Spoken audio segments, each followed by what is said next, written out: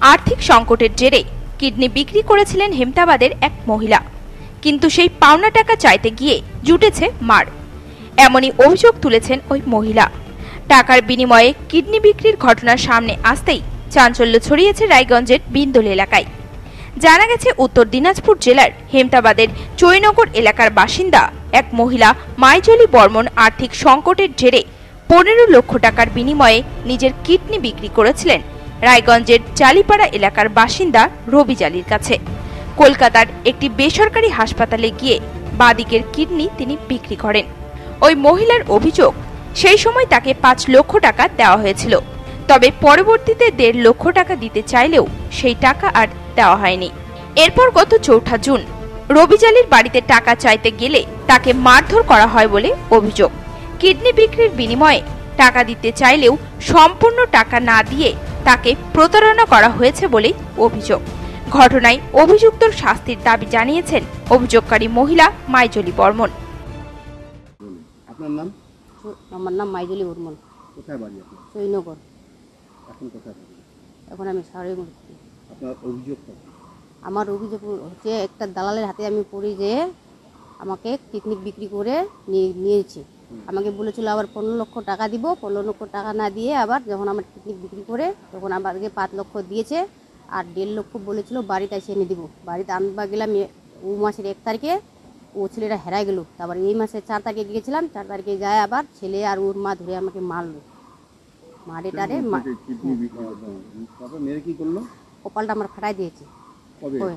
4 তারিখে ফাটাই দিয়ে আবার আমি হসপিটালে ঢুকলাম। হসপিটালে ট্রিটমেন্ট করে এনে তারপর আবার মাথার ফটো করলাম, চিকিৎসা করলাম, একটা সেলাই করলাম, সেলাই করে টোরে আবার থানায় ঢুকলাম, রায়গঞ্জ থানায় ঢুকলাম। রায়গঞ্জ থানা থেকে আবার ভাটুল ফালিতে দিয়ে দিল কেসটা।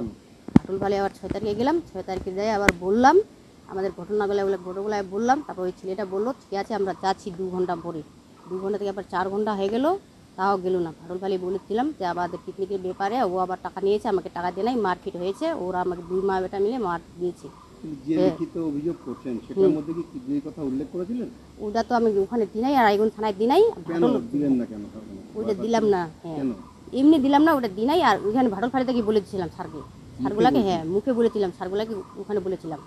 কাগজে লেখেন না, কাগজে লিখি নাই, খালি মুখে বলেছিলাম। যদিও ওই মহিলা মিথ্যে অভিযোগ করছেন বলে দাবি করেছেন রবি জালির ভাই ছবি জালি। কিডনি পাচারের সাথে তার দাদা কোনোভাবেই জড়িত নয় বলে জানান তিনি। ওরা সব চক্রান্ত করছে। ওরা, আমি মেম্বার হয়েছি, ওরা সেটিং করে আমাকে, আমার গ্রামের সেটিং করে বা বিন্দলের 2-1টা লোক আছে সেটিং করে বলছে তোমরা মানে যদি ও মেম্বার হয়েছে ওনার ভাই, আপনি যান, আপনি যাই ওনাকে এভাবে মানে যাই করে ফাঁসান। আর আমি তো মানে আমার দাদাও তো এরকম না, আমার দাদাও কাজ করছে, আমিও কাজ করছি। আমার দাদা গাড়ি নিয়ে রিজার্ভ গেল। আর আমি, হ্যাঁ উনি গাড়ি চালান। বাড়িতে নেই স্যার, উনি এখন গাড়ি নিয়ে গেল ভাড়ায়। আপনাদের ওই জালিপাড়াটা, আপনাদের যে এই জালিপাড়াটা, সেটা হচ্ছে কিডনি পাচার চক্রে সক্রিয় ছিল আজ থেকে 10-12 বছর 15 বছর আগে। এখন 2012-তে ছিল, এখন এই অবধি কিছু নাই স্যার। এই অবধি এই চক্র চলে না, কোনো চলে না, এখন সব কিছু বন্ধ। কিন্তু আপনার দাদার নাম উঠছে এই পাচার চক্রের সঙ্গে। ওরা তো মানে ফাঁসার চেষ্টা করছে আমাদের, যে যারা আসছিল। মানে ওনাকে চিনেন? যে আমি তো ওনাকে চিনি না। বর্মনকে চেনেন না? আমার বাড়িতে না, আমার বাড়িতে আমি বাড়িতে ছিলাম কি না, যদি আমি বাড়িতে ছিলাম, উনি আসছিল, উনিকে কই না কই মানে পাঠাচ্ছিল আমার বাড়িতে, বলছে উনি ওনার ভাই একটা মেম্বার, আপনারা যান, ওনার একটু মাথা নিচু হোক।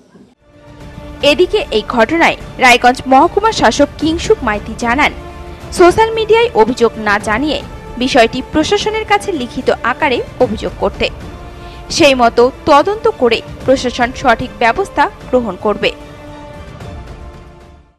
সেই রেসপেক্টে বলার যে কিডনি ট্রান্সপ্লান্টেশনের একটা লিগ্যাল প্রসেস আছে।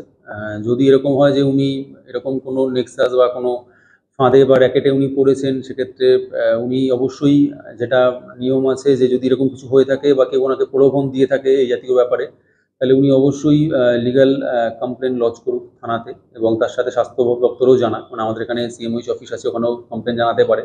তাহলে সেই রেসপেক্টে প্রপার এনকোয়ারি করা হবে, যে বা যারা এই জাতীয় র্যাকেটের সঙ্গে যুক্ত, যারা মানুষজনকে প্রলোভন দিচ্ছে যে কিডনি দিলে টাকা দেওয়া হবে এই জাতীয় ক্ষেত্রে, কিন্তু এগুলো তো লিগ্যাল প্রসেস থাকে। এই লিগ্যাল প্রসেস ভেঙে এই জাতীয় কোনো ফাঁদে যাতে কেউ পায় না দেয়, সে ব্যাপারে মানুষজনকে আমি মানে সচেতন থাকতে বলবো।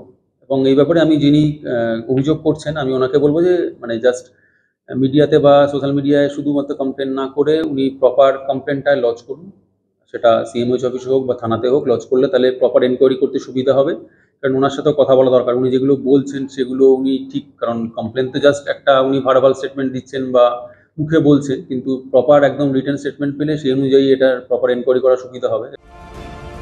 উত্তর দিনাজপুর থেকে বিশেষ প্রতিবেদন, নিউজ টুডে।